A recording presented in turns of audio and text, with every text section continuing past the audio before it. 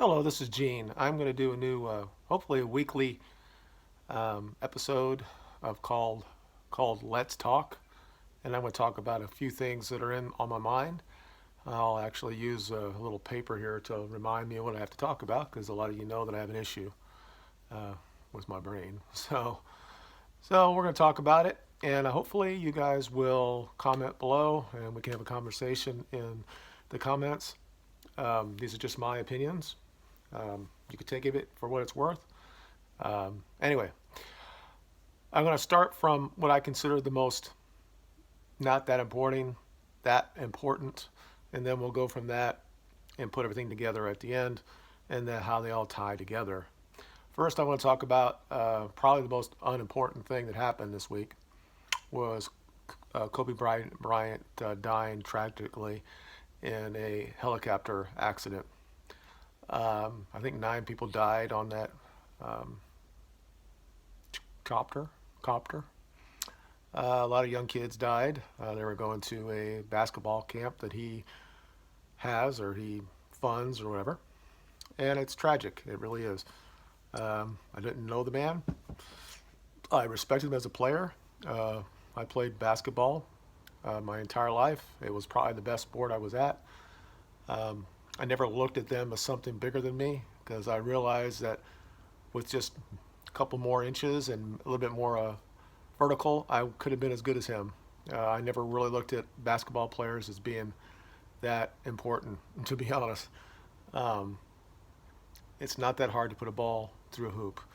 But that doesn't really, I mean, obviously the man had a worldwide appeal. Everybody knows what he's talking about. Everybody liked him to a point. He was kind of like Jordan Light, I guess. Anybody understands Michael Jordan and how Kobe kind of like mirrored his effect and his facial expressions, how he played. Now, there's nothing wrong with doing that. You want to go after the greatest ever, right? You want to emulate the greatest ever. So, and personally, I don't think Jordan's the greatest of all time, but he's in the top three. So, I don't have an issue with that. The issue I just want to talk about is very bad because obviously the kid died and the other kids died on the thing. But of course, what happens after all this, they like to bring back what happened when he was accused of rape. And I was just letting it go because these are the same people that get online. And as I talk a little later in the different subjects, you'll see they're the same people, the blue check mark people, and they all come back from the same background. And we're going to get to that as well. But one of the girls I actually follow who is not like that, she's, I don't know, she's probably Hispanic, white, um, and she's just going through a lot of personal issues online. She just got a divorce. She was married to a cop, and the cop was beating her, and he had to admit that in court. I don't know if he's going to serve any time, but he tried to beat the shit out of her. So as a guy, you want to help women that way, even though the feminists will say we don't want to do that. But so she comes from a certain area that she is a victim, right? So she said something on Twitter the other day that I didn't really understand. Um, she's never been somebody that believes in Me Too, that she didn't really always believe all women, that she was basically somebody who used facts and evidence. But right after this happened, maybe a day after, she said something that she doesn't feel any sympathy basically because he was a rapist. And of course, she got a lot of heat for that. And I responded to her and said he was accused. Um, the court case was dismissed. Um, personally, I think he was an asshole for cheating on his wife. That shows the level of character that he had as a man. But clearly, it happens all the time. This happens all the time. Um, and a lot of people came back, and I thought they were being very civil to her. And now she's basically saying that everybody's going after her for bringing this up, and says, "Look at the transcripts in the court case." He apologized to the woman, and I'm like, wait a second. I said I looked at the statement that he had. Everybody who's been alive probably saw that when he sat out there and was crying to his wife, and he gave us this big ring, a $4 million ring, I guess, dude. Um, he basically said that now she thinks that it was rape, and that he feels bad for her that she feels that way. And this is where we get to the whole thing about regret, regret the next day. And I just said, look, I have a problem with this because this woman bragged to her friends that she had sex with Kobe Bryant. And now she uses it to defame him and then eventually get a civil suit against him that he settled. And now people say, well, he settled, so he must be guilty.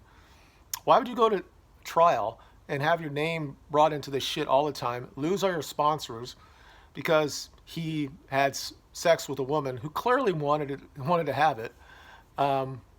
So she settled, and now she's, I guess, a hero in this thing. But this is how it happens. This is a woman that I always believed that she was an empowered female, although she was being abused by her husband.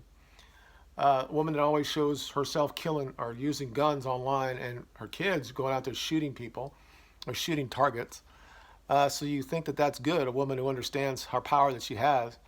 But immediately she goes to, he's a rapist because somebody accused it, somebody that was clearly looking for a famous person to have sex with, and then eventually realized that she was just a piece of meat to him. So she claimed this, or somebody pushed her to this. And this goes into the other issue too. Of course, the girl was a white, blonde girl, young girl. And here's a black man doing this. So the stuff we talk about, I don't really talk of misogyny, or not misogyny, miscegenation. I can't say the word. Race mixing. Okay, I don't think it's a good thing for the populist. I think that when people are mixed, they have a problem. They don't really know who they belong with, and they also have an issue if you're African American with a European person, and you end up usually identifying yourself as black, and then you have this problem with the white side of yourself, so you continually rail about the white side of you. It's like you got nothing to do with the fact that you were born, but then you just want to blame white people. And it's at some point it's just stupid. Now there are a lot of people online, conservative people that are mixed, like C.J. Pearson clearly is mixed, and he a conservative, and he doesn't anything about white guilt or something. But when this first happened, when he was accused of this, and he had this little press conference, and he apologized to his wife and to the quote unquote victim, well, there was no victim here.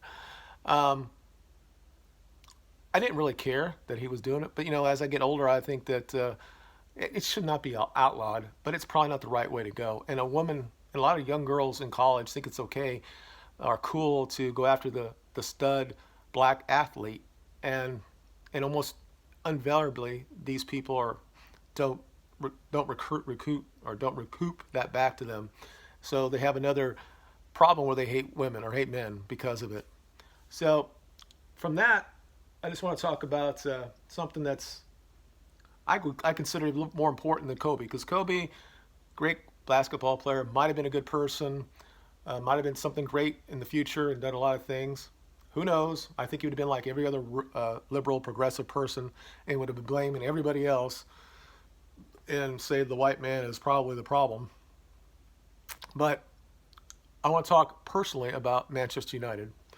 I've been a Manchester United fan for probably 35 years. Anyway, it's been a long time.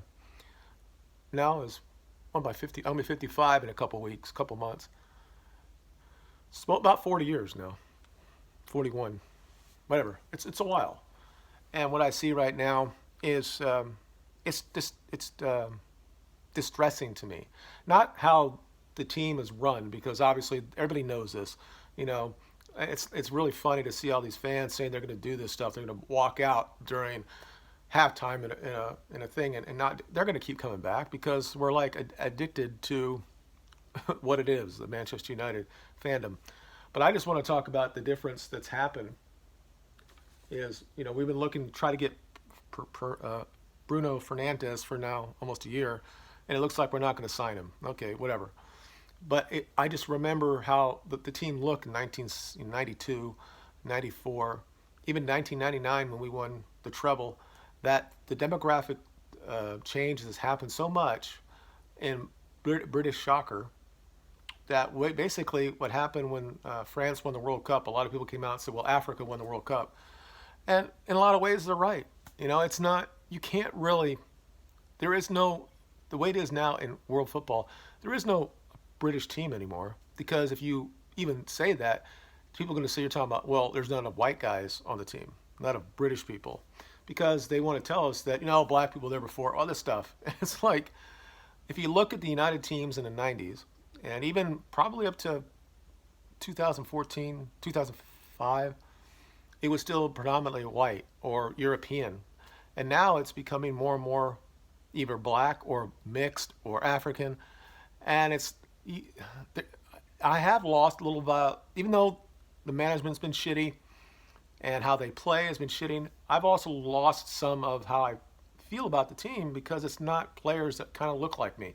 And this was something that we talked about before, that minorities used to say this all the time. There's nobody in places of power that look like me. So we started to do affirmative action for this. And we've done this even on the football field. And we just basically made the blatant statement that black people are better athletes than white people. And that may be true overall, but in the United States, we still outnumber them by 4 to 5 to 1. So it's not like there isn't great athletes that are white. And the same thing's happening in England. It's 87% white still. And yet the teams that represent Manchester, Liverpool, London, teams like Chelsea or Tottenham, they don't really have a lot of normal, natural born British citizens or Wales or Irish that are from that stock. And it's not like that it can't play. It's just, it's like it's the thing that's happening here now because they identify athletes so early now. And if you're not going to be part of AAU or something, you're not going to be given the coaching to move on to the next level. And it's unfortunate because a lot of people say on the movement says it's bad and that sports is not that important and it's stupid that we all get involved on this stuff and it's like a bad thing. And it's like, well, men or boys have to have something to do. We can't really do anything anymore like we used to. So sports has always been a great thing for that, especially for teamwork and stuff like that. And it shows how our young boys, especially in the white community, and clearly in the black community as well, but a different thing for the white community is that there is no community there when it comes. And if you're not playing sports, you don't have that. You don't really have gangs really in the black or white community anymore. I mean, in some pockets in jail they have that.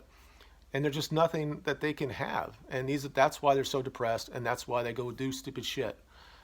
Anyway, like I said, that wasn't that important. It was, to me, it's more important than Kobe. Obviously, he was a real man and he died, and his daughter died. But what's happened in Manchester United, their leadership, like Woodward, who probably needs to be fired, who's only there to make more money for the Glazers. I get it. I definitely understand it. But Woodward and the Glazers are not on the pitch kicking the ball. Every now and then we see a good effort from the players. And I don't really care if they win or lose. As long as the effort's there, that's what I care about. But talent-wise, we're not in the top 4 or 5 in England. And it seems like we're just a joke right now when it comes to that. And the idea that Manchester United is going to be at that same level for the next 20 years is ludicrous. It can change that quick. And, obviously, if I had the money, I'd buy the team. And it's not the players. It is the players. It is the players.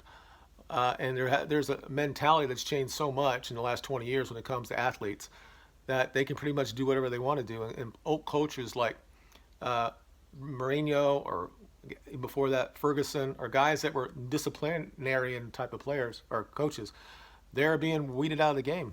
They can't stay in any place in a long time. And on a side note, I watched the thing about Bobby Knight and what he did and why he got fired in Indiana. Those type of coaches really cannot exist anymore because the players have so much power. I'm not saying everything that Bobby Knight did was right or everything that Mourinho said is right. But seriously, I remember Ferguson throwing a boot at Beckham, and Beckham was probably the biggest star on the team. But again, eventually that led to him leaving. So, whatever.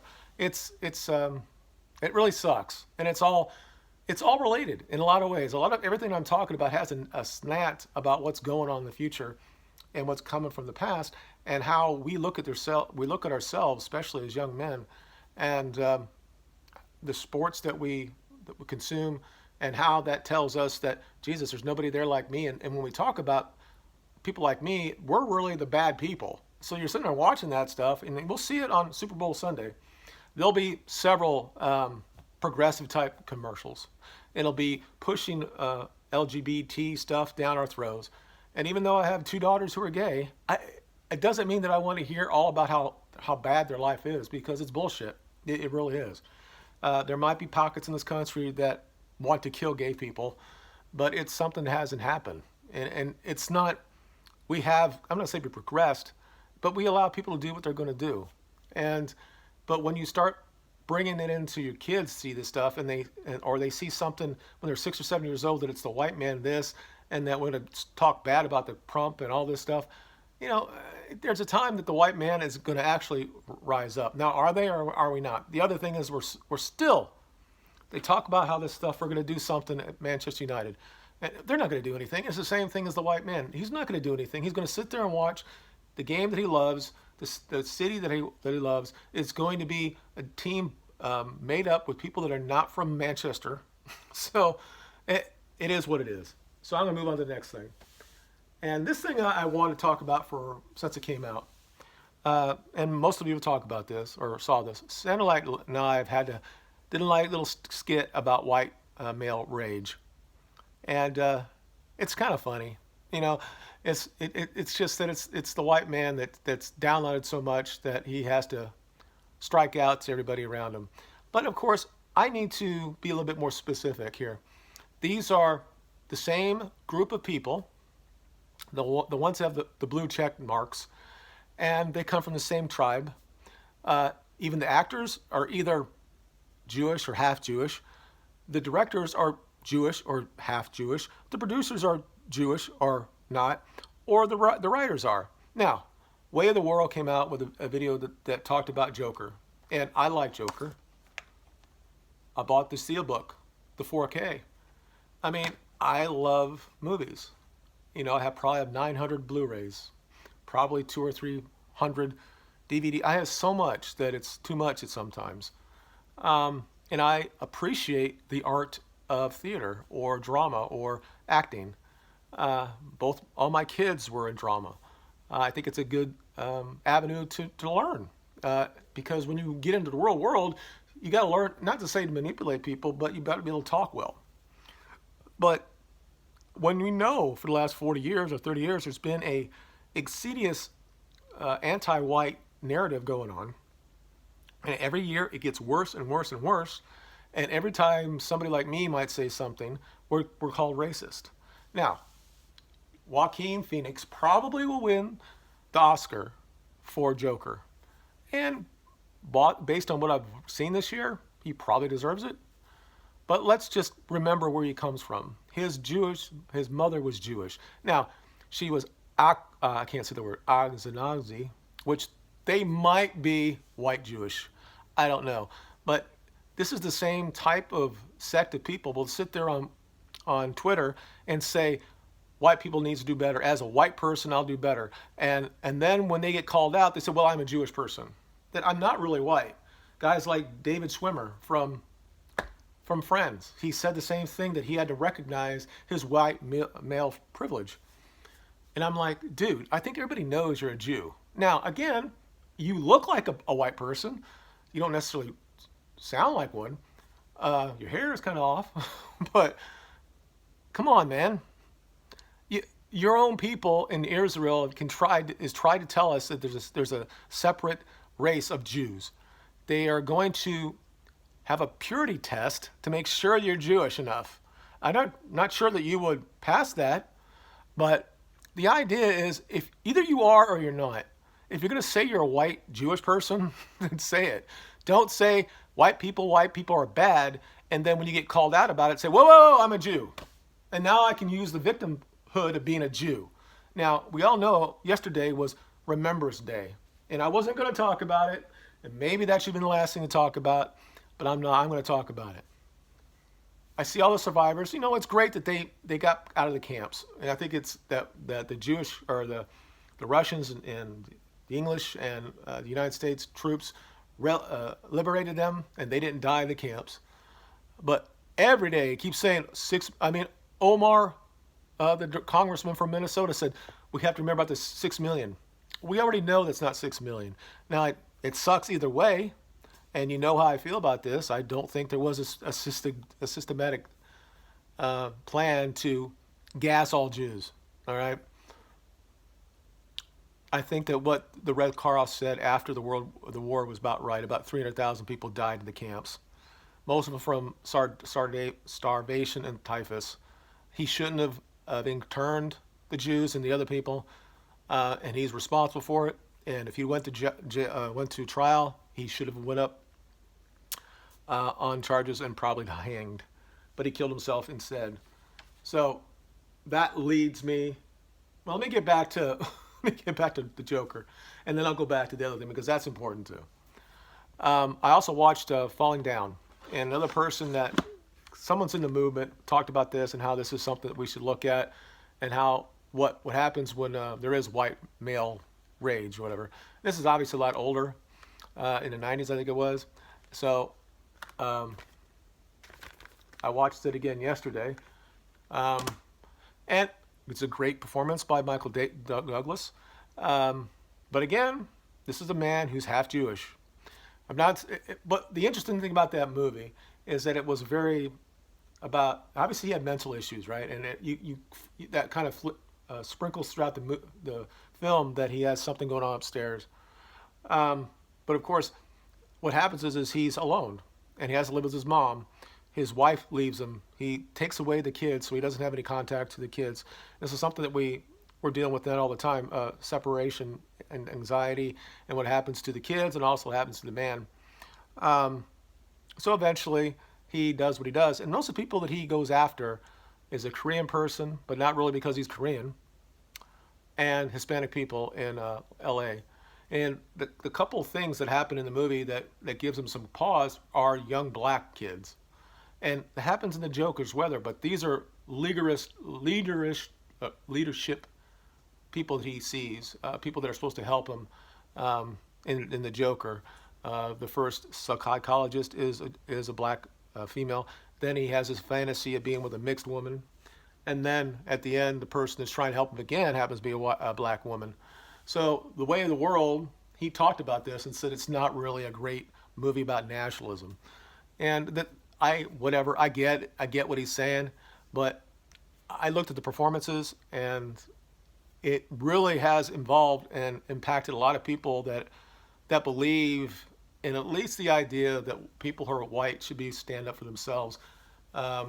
Nick Fuentes loved this movie. He's talked about it many, many times. He's seen it many, many times, and a lot of people that follow him or talk with him think it's a very important movie for the movement. Okay. Again, it doesn't have to be all about nationalism, and neither is Falling Down, but it shows what the strike is for white men. He's like, you should be able to speak English, and we just had this thing happen about our immigration stuff that we said, no, you need to learn English, and people in the media is like, what are you talking about? They shouldn't have to do that. The Statue of Liberty says, no, whatever you say is come to this country. And of course, that was run by a Jewish person about something that wasn't about the Statue of Liberty. So anyway, so that's that. Now let's get back to the guy that got fired or suspended because I was talking about the Holocaust, right? And the fact that obviously it was bad. I just, again, as a person, as my own opinion of all the stuff that I've researched over my life, and believe me, for a long time, I thought all of it was true. But I think that it's all bullshit to a point. Again, he should have interned the Jewish people and other people. And by doing that, he is responsible for the people that died in the camps. So it's on Hitler. But somebody got suspended because he said Hitler was a great leader. And I'm like, okay, why would he be suspended for that? I mean, is he going to talk about all the stuff that Hitler did? And then you can decide whether or not you think he's a good leader or a great leader. I mean, he was considered one of the greatest leaders of all time. He was on Time magazine as the person of the year.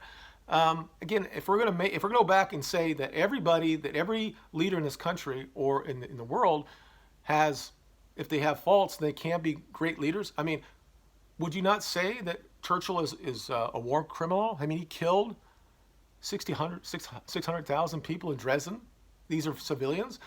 Truman did the same thing when he bombed Hiroshima and Nagasaki. These were civilians.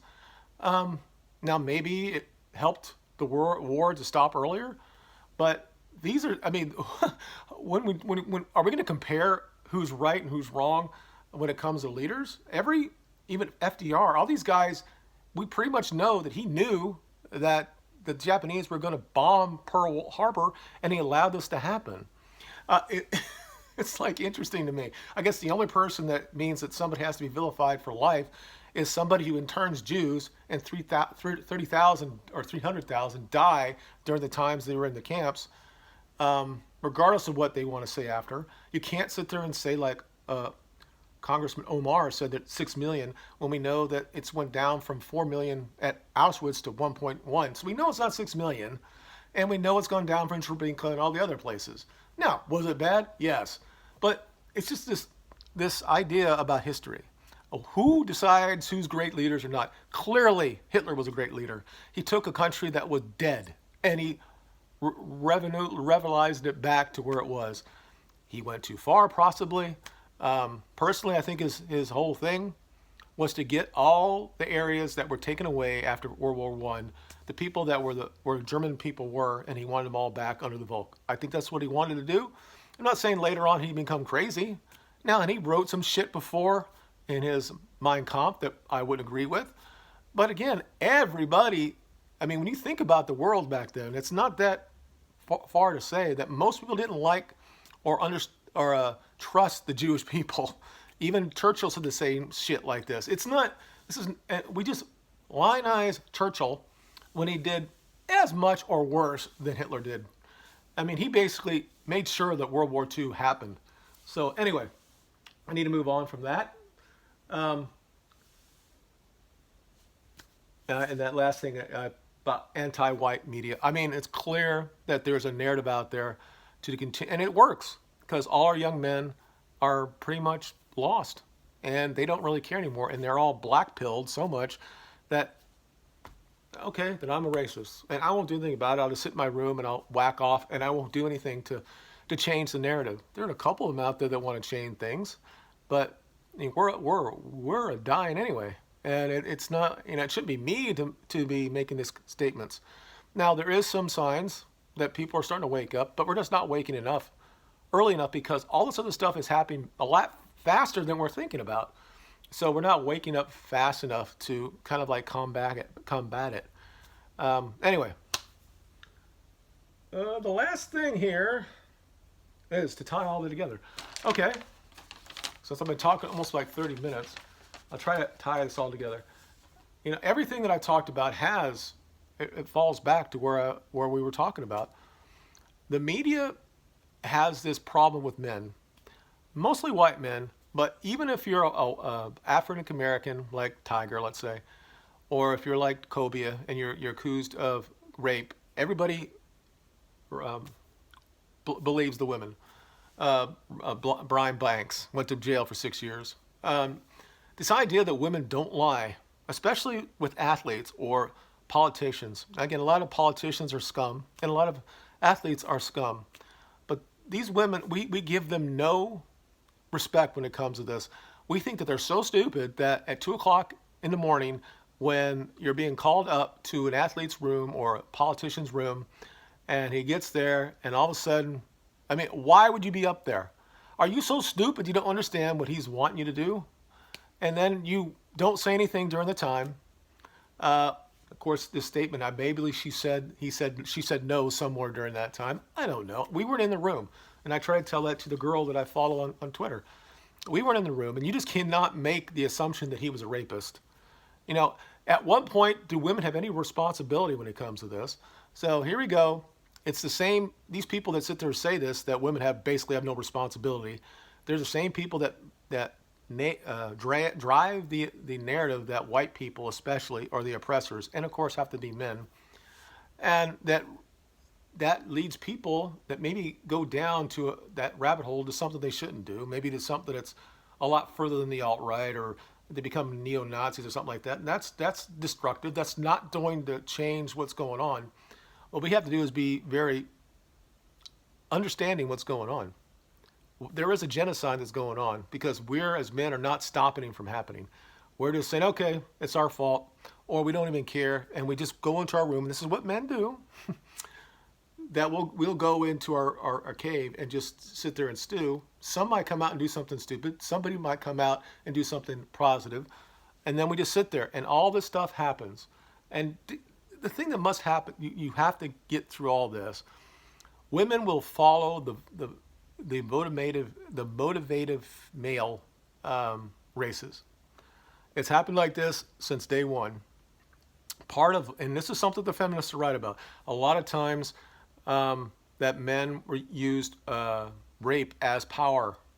And every time there was a tribe conflict, and what you would do, you end up killing the men, and you would take the women so you could breed with them, and that way you would continue on that way. And this has been going on forever and ever and ever. And while it doesn't do as much in the Western world, it's still locked in the DNA and the instincts of the females. If you do not protect them, or stand up for them, or defend them, and allow them to do shit, they will just laugh at you. They'll put you on the friend zone. You think that you're just a friend with that person, and she's going to go out and fuck everybody that's an alpha or a black person or something like that.